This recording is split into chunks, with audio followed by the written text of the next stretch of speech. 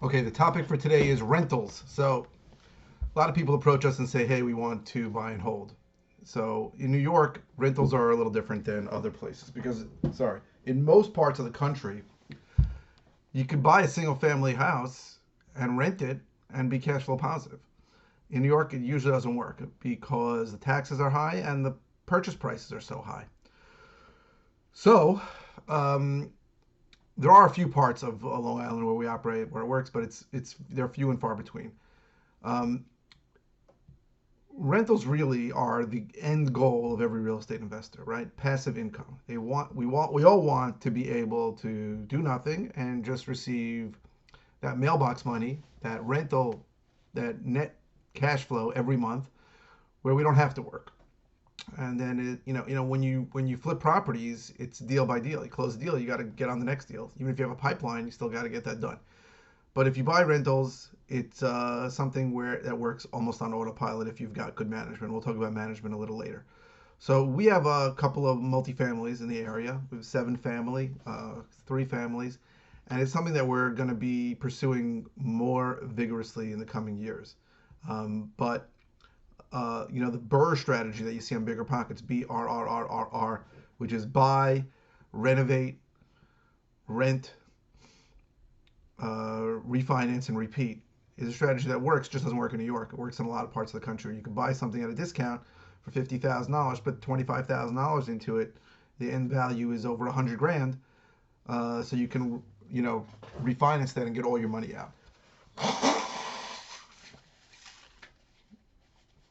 Something we're thinking about doing in some other parts of the country also, but it doesn't work in New York. In New York, you really got to work on multi-family. So that could even be a two-family or a property that's got an illegal basement that's going to pay for your expenses, and then you can make money in the other one. I'm not recommending you rent something illegally, but that is a reality in a lot of Long Island. So it's different in New York. One of the problems really with how we do it in New York is that in other parts of the country, if you screw up on a flip and you can't sell it, you can rent it and at least be cash flow positive, paying your bills for a little bit, even on a hard money loan. But in New York, it just doesn't work. Renting's not an option. You got to sell it. You got to pay off that debt. So multifamilies are certainly something where, I mean, most rich people that I know and probably that you know made their money on multifamily properties or office properties, but commercial real estate. They bought a big property that ended up being cash flow positive, or that was cash flow positive right away, and they were able to, that value grew as rents went up, and then they were able to cash out, and people make money that way. Lots of people in New York for sure. Um, so incorporating rentals into your strategy should be something you're looking for, but it's got to make sense. It's got to be a property where, when you do the math, the rents make sense. And also, you've got to be able to buy at a deep enough discount that you can refinance and get your money out. Whether that's your money, whether that's a hard money loan, whether that's a private investor. And if it's a private investor, you need to tell them that you're buying it. So it's something you should be look out for at all times. But it's something that in New York is not going to be as easy as it is elsewhere. The bigger part of this is property management. So we manage property for ourselves and for other people.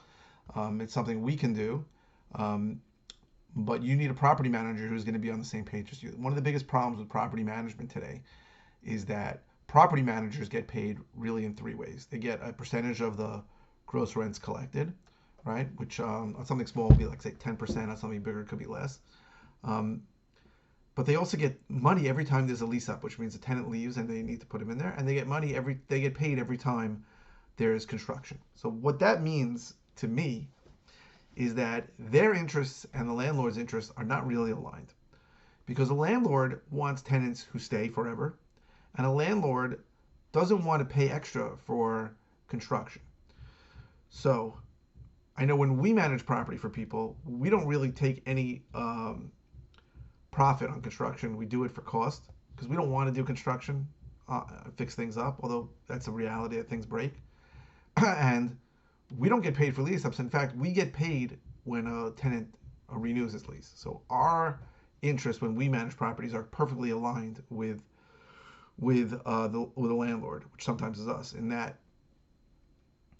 we want tenants who stay a long time, who we don't fix things up unless we have to, and we want to only get paid when we collect rent. So maybe we are not doing property management the right way, and maybe we don't make as much money as we should. But I feel like our interests are perfectly in sync with the landlord because we get paid when they get paid, and we only get paid when good things happen that they want. Um, we've seen a lot of bad property managers in New York and other places where they really couldn't care less. They told tenants to leave because they were getting a fee to um, for a make ready, which means like paint the apartment, make it ready for a new tenant.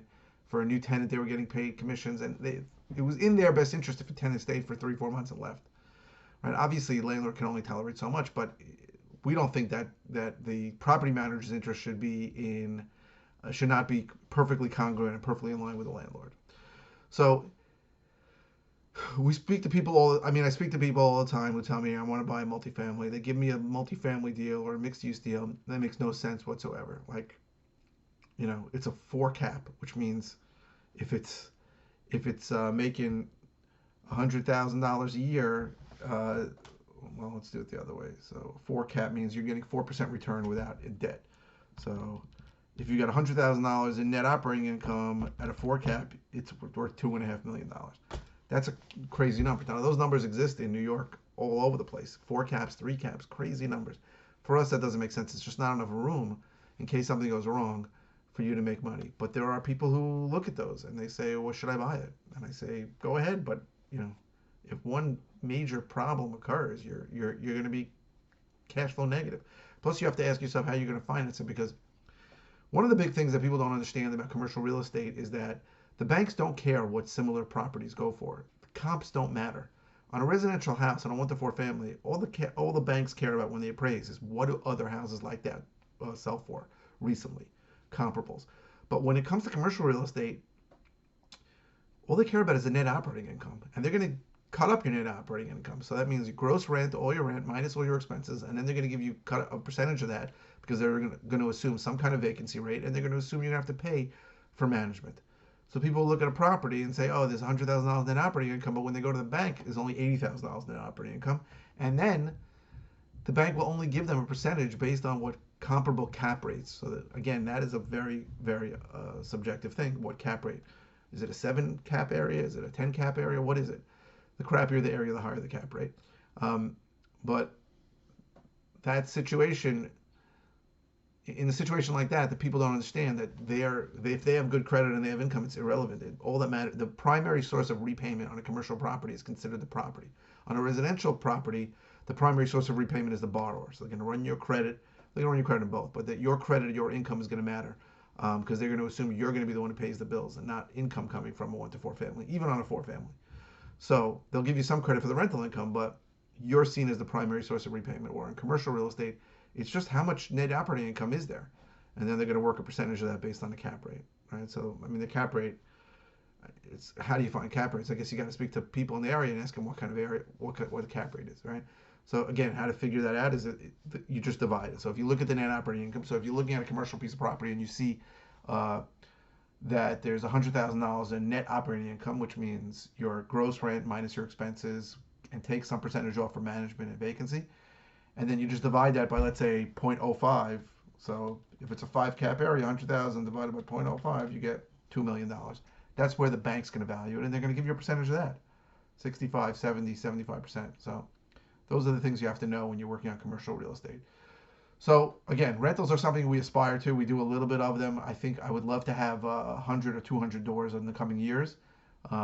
We know how to manage it. We know how to screen tenants. We do this already. We have people for the management when it comes to repairs.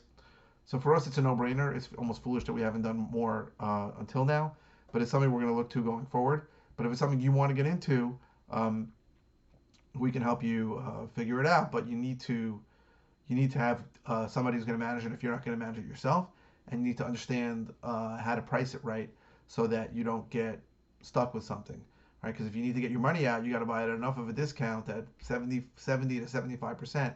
After you're done, you can take the money out. So like we said before, let's take real numbers. So we bought something for $300,000, put about $20,000 into it, but we knew it would appraise for $450,000. So that we could get the whole $320,000 out. So that made sense for us, and that is something you're gonna have to think of if you're buying a buy and hold property, you want to get the money out if it's not yours. If you have all the money to put in, then buy it, go ahead, as long as the numbers make sense. But running the numbers is crucial on rentals, and unfortunately, it doesn't work on single families in most of New York.